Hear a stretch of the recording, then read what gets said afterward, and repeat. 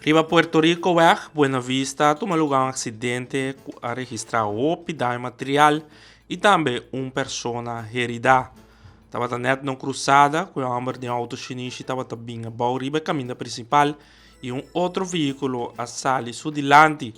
Ela trata de parar seu veículo, pero não a logra.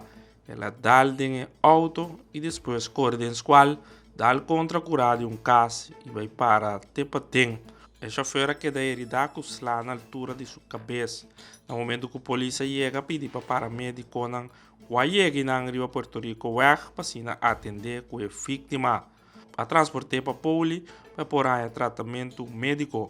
Polícia e forense se quedam encarregados da investigação para ver exatamente com o acidente aqui a tomar lugar.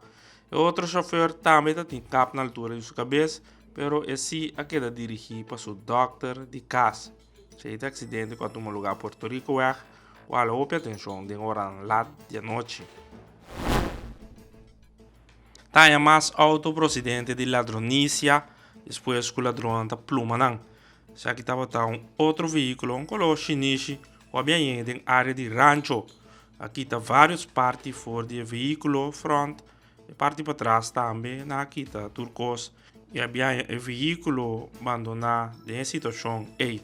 Polícia que daí chamar, já que alguma pessoa passa e toma nota do veículo e no momento que a patrulha chega, pede para crang mesora para por transportar o veículo para a guarda de polícia para por seguir com a investigação.